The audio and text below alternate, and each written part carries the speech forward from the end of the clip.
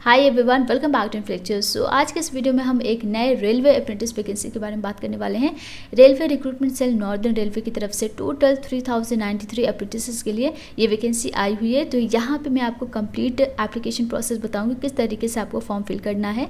तो जितने भी बेसिक डिटेल्स है वो भी हम यहाँ पर कवर करेंगे, तो वीडियो को बिल्कुल भी स्किप मत कीजिएगा। और ऐसे ही जॉब वैकेंसीज़ के लिए आप चैनल को सब्सक्राइब करके नोटिफिकेशन ज़रूर से ऑन कर लीजिएगा।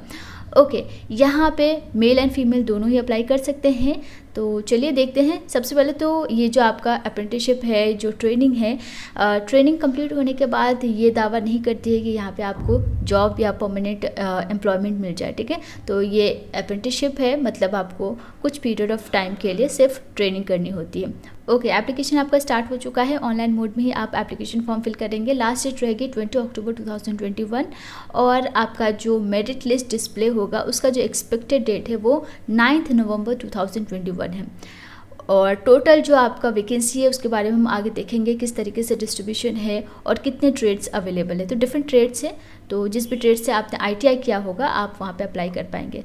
इसेंशियल क्वालिफिकेशन के लिए यहाँ पे आपको एक डेट दी गई है 14 सितंबर 2021। इसी डेट को आपका ये नोटिफिकेशन आया था और इसी डेट के अकॉर्डिंग ही आपकी क्वालिफिकेशन चेक की जाएगी। तो क्या रिक्वायर्ड क्वालिफिकेशन है यहाँ पे, अगर आपने 10th पास कर लिया है विद मिनिमम 50% और ITI कर लिया है जो कि NCVT या SCVT से रिकॉग्नाइज्ड है, देन आप एलिजिबल है। यहाँ पे दो चीज़ें रिक्वायर्ड है। 10th पास आप होने चाहिए कम से कम 50% के साथ, और आपने ITI कर लिया है। ये दोनों चीज़, इन दोनों की सर्टिफिकेट आपके पास है 14 सितंबर 2021 से पहले तक, देन आप अप्लाई कर सकते हैं। अभी अगर आपका रिजल्ट आया नहीं है या फिर आपको अभी तक सर्टिफिकेट नहीं मिला है, देन आप अप्लाई नहीं कर सकते हैं, आप एलिजिबल नहीं होंगे। एज लिमिट के लिए भी यहाँ पे आपको सेपरेट डेट मिल जाता है 20 अक्टूबर 2021। सो इसके अकॉर्डिंग आप अपना एज चेक करेंगे। Minimum 15 years and maximum 24 years आपकी एज लिमिट है। और रिलैक्सेशन यहाँ पे आपको मिल जाता है। अगर आप SC/ST से बिलोंग करते हैं 5 ईयर्स का एज रिलैक्सेशन है, OBC के लिए 3 ईयर्स और PWD के लिए 10 ईयर्स है। इसके बाद एक्स सर्विसमैन के लिए भी 10 ईयर्स है। उसके अकॉर्डिंग आपको यहाँ पे चेक करना पड़ेगा। अगर आप किसी भी रिजर्वेशन से बिलोंग करते हैं लाइक SC/ST OBC, देन आपके पास कास्ट सर्टिफिकेट होना चाहिए जो कि आपको सबमिट करना होता है डॉक्यूमेंट वेरिफिकेशन के टाइम।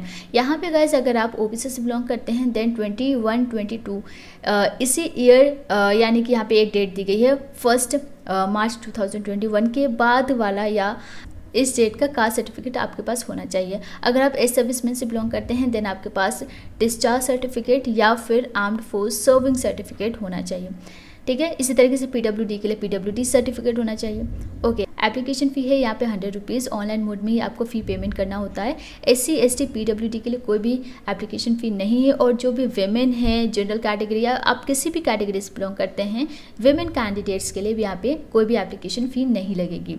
ओके, नेक्स्ट यहाँ पे मोड ऑफ सिलेक्शन की बात करते हैं। तो बेसिकली आपका जो सिलेक्शन होगा वो 10th के मार्क्स के बेसिस पे एंड ITI के मार्क्स के बेसिस पे होगा। दोनों का ही एवरेज लिया जाएगा, इक्वल वेटेज दोनों को दिया जाएगा। मतलब किस तरीके से होगा, यहाँ पे क्या होता है कि आपका जो 10th है उसमें जितने भी परसेंटेज है, जितने भी मार्क्स है ओवरऑल, उस मार्क्स का 50% लिया जाएगा। अगर सपोज आपके 50 मार्क्स आए हैं 10th में, देन 25 मार्क्स आपके 10th के ले लिए जाएंगे। और ITI में सपोज आपके 50 मार्क्स आए हैं देन उसका 25 मार्क्स ले लिया जाएगा। तो इस तरीके से 10th का 50% और ITI का 50% दोनों का एवरेज आपका फाइनल मेरिट लिस्ट बनाने में हेल्प करेगा। तो इस तरीके से आपका मेरिट लिस्ट तैयार किया जाता है 10th और ITI के मार्क्स के बेसिस पे।